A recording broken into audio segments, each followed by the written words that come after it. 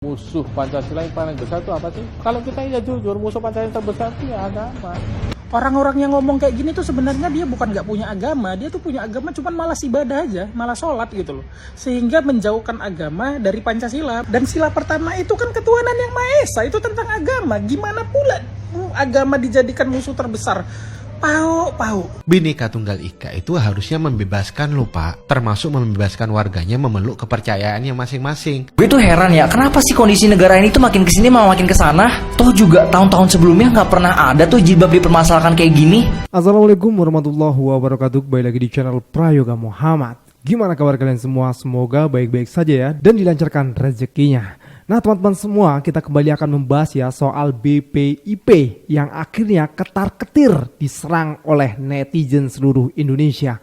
Lagian membuat peraturan kok kontradiktif sekali, membuat peraturan kok sangat membagongkan. Ini bisa dikatakan membagongkan karena pokoknya kacau sekali lah ya, membuat banyak orang marah. Ya mungkin ini sih yang diinginkan oleh ketua BPIP yang dimana ingin viral gitu ya. Tapi viralnya ngaco. Nah teman-teman semua, tapi sepertinya pesan-pesan yang kita kirimkan untuk BPIP tersampaikan. Dimana sepertinya beliau merevisi lagi peraturan sehingga para paskibraka yang perempuan bisa menggunakan jilbab lagi. Nah dan juga terpantau ya di IG-nya ada foto di mana para paskibraka perempuan sudah memakai hijab lagi. Ya bagus sih. Tapi coba kita flashback ya, yang dimana ketua BPIP ini pernah mengatakan bahwasanya agama itu adalah musuh terbesar Pancasila. Wah, dan ini dikomentari oleh para netizen ya. Sebenarnya BPIP ini di bawah naungan siapa sih? Nanti kita akan bahas dan juga dibahas oleh para netizen ya. Oke teman-teman semua, sebelum kita lanjut, kita lihat dulu video ini. Pancasila itu religius dan sekuler sekaligus. Dari segi sumber dan tujuan Pancasila itu religius. Tapi untuk mewujudkannya kita butuh sekularitas, bukan sekularisme. Kita ini kalau dicari musuh Pancasila yang paling besar itu apa sih? Kalau kita ya jujur, musuh Pancasila yang terbesar itu ya agama. Luar biasa sekali ya, ini termasuk penistaan agama atau bukan teman-teman semua?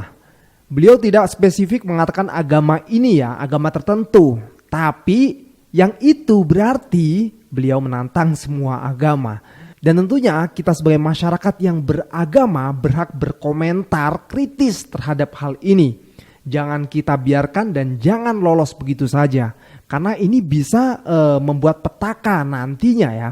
Padahal beliau ini bukan orang yang bodoh, beliau juga profesor, beliau juga orang yang pintar lah ya, dalam tanda kutip ya. Tapi kenapa kepintarannya itu justru terjerumus? Nah ini nih yang jadi pertanyaan besar ini. Ada apakah ataukah ada yang menyuruh atau bagaimana?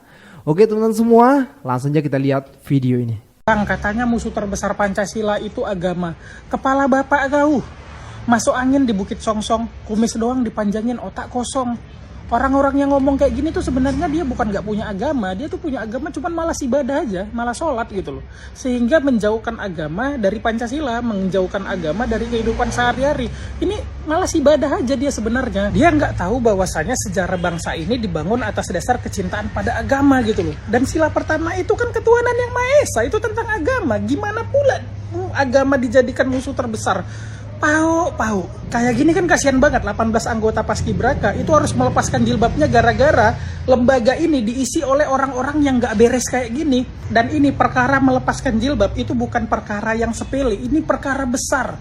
Kalau misalkan ini diteruskan, nanti di dunia pekerjaan katanya gak Pancasilais akhirnya melepaskan jilbab. Di dunia pendidikan supaya seragam seluruh siswa itu cinta Pancasila harus melepaskan jilbab. Ini kalau dibiarkan dampak buruknya itu bisa kayak gini. Ini harus kita kawal bareng-bareng serius karena ini bukan masalah sepele. Dampaknya itu ke depan, bukan hanya momentum 17 Agustus ini aja. Harus kita kawal bareng-bareng. Terakhir, pantun. Ikan hiu makan sotong. Lontong.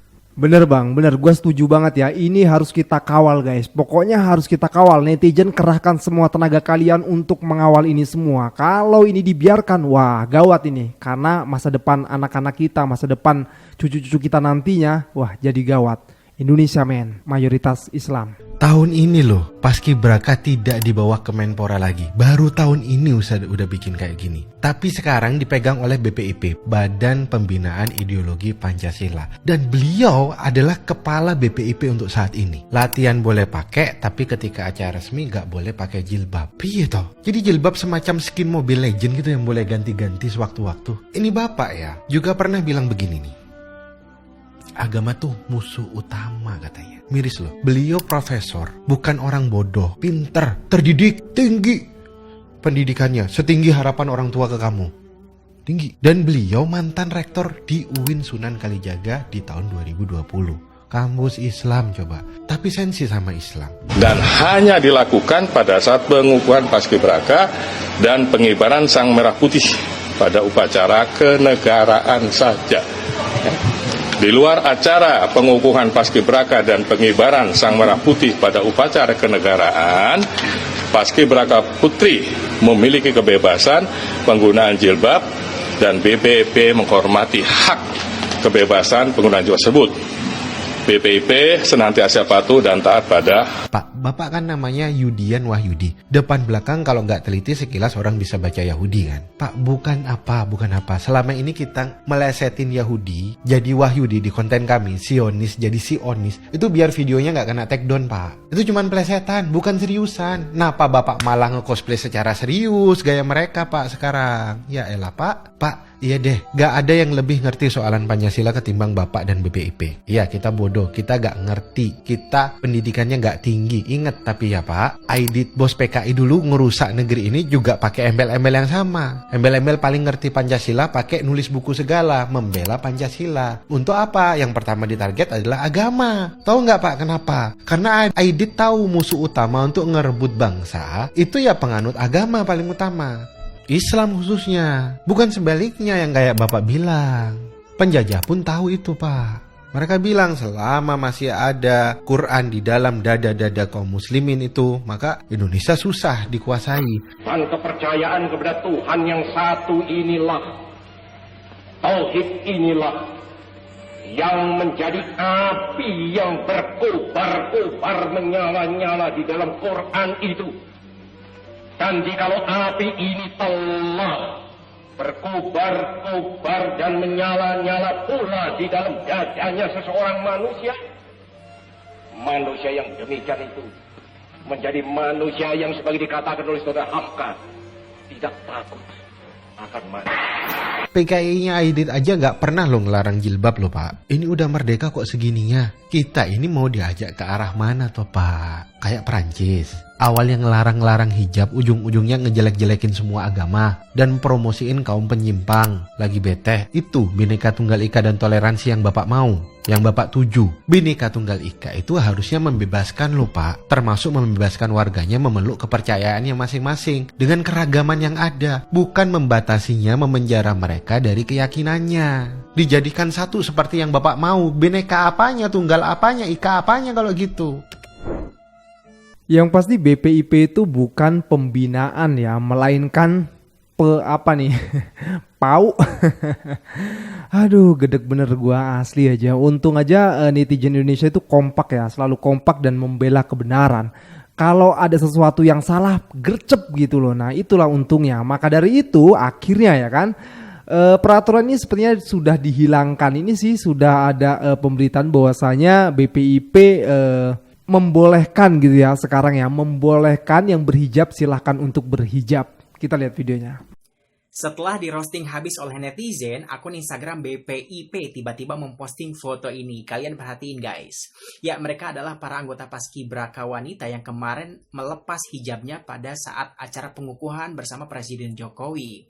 Kini mereka sudah terlihat kembali menggunakan hijab mereka dalam acara gladi resik. Dan kalian baca captionnya di atas. Pagi ini, para paskibraka yang kemarin dikukuhkan bersiap untuk gladi bersih upacara detik-detik proklamasi HUT 79 RI di Istana Negara Nusantara.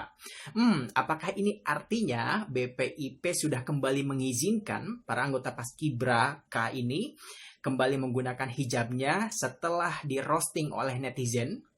Kita nantikan saja ya. Apakah nanti pada saat upacara 17 Agustus di IKN mereka masih menggunakan hijab atau tidak? Iqbal hari ini Geladi Koto Paskibraka putri yang mengenakan hijab kembali mengenakan hijab. Namun kalau tadi saya mengkonfirmasi sebelum siaran langsung ini terjadi bahwa nanti BPIP atau Badan Pembinaan Ideologi Pancasila akan memberikan konferensi pers secara langsung mengenai alasannya apa yang terjadi kemarin dan kemudian mengapa hari ini kembali digunakan hijab untuk semua paskibraka yang putri dan Ya tentunya karena di roasting habis-habisan, dikritik habis-habisan dengan ataupun oleh masyarakat netizen Indonesia ya. Mantap, apresiasi guys. Oke, kita lanjut lagi. Kalau paskibraka diminta harus copot jilbab, boleh dong kita minta syarat jadi ketua BPIP harus copot gigi depan. Kan nanti tinggal bilang, itu kan sukarela Bapak. Kalau nggak mau ya jangan jadi ketua BPIP. Sesimpel itu sih buat jawab sanggahan Bapak si paling berideologi ini. Tapi tahu nggak Pak, dengan fenomena ini muncul kesan kalau Pancasila itu tidak senang dengan atribut agama. Jadinya stigma yang melekat kalau mau jadi paskib ya harus lepas jilbab. Lagian dari mana sih dasar aturannya Pak? Apakah memang ada atau sengaja diada-adain? Kalau tidak senang dengan jilbab ya cukup di Bapak aja, jangan pakai instrumen instansi. Jadinya satu BPIP kan yang kena. Atau jangan-jangan Bapak udah ngelarang seluruh staf BPIP buat pakai jilbab. Harus dicek sih ini, tapi mudah-mudahan enggak ya. Kalau iya waduh, ada yang enggak selesai dengan ideologi Bapak nih. Memakai jilbab itu hak yang dijamin dalam konstitusi, terlepas dari adanya perdebatan kewajiban menggunakannya. Ya, selama masyarakat ingin mengekspresikan ritual beragamanya, ya harus dilindungi. Tapi apapun itu, saya tetap respect ke Bapak. Sudah mengembalikan suasana larangan berjilbab mirip pada zaman Orde Baru dulu. Gimana menurut kalian? Apakah ideologi kita memang tidak senang dengan atribut agama? Atau justru masalah terbesarnya Bapak ini yang terlanjur jadi ketuanya? Share pendapat kalian ya, debat tetap pakai adab. Apa pasal tidak boleh? Tahun lalu kenapa boleh? Tahun ini kenapa tidak boleh? Nah, kita ini kan NKRI, Negara Kesatuan Republik Indonesia. Bhinneka Tunggal Ika, berbeda-beda tetapi tetap satu. Agama berbeda-beda, ada yang Islam, ada yang Kristen, Hindu, Buddha, dan lain-lain. Ya kan? Kemudian suku begitu juga, ada Aceh, Jawa, ada Padang, ada Batak, ya, ada Dayak, dan lain-lain. Jadi kita saling menghormati. Nah, ini kita mau menaikkan bendera Republik kita, merah putih. Yang menaikkan itu ada orang Islam. Dan orang Islam itu wajib pakai jilbab. Kenapa tidak boleh pakai jilbab? Ini diduga katanya yang menjadi biang kerok BPIP, Badan Pembina Ideologi Pancasila. Ini Anda katanya pembina ideologi Pancasila, padahal sudah jelas di dalam Pancasila itu sudah jelas, ya, ketuhanan yang Maha Esa itu sila pertama, Bros. Ya, Bos ya. Sila pertama ketuhanan yang Maha Esa. Jadi semua orang wajib itu nomor satu berketuhanan, dan dalam berketuhanan kalau agama Islam wajib pakai jilbab.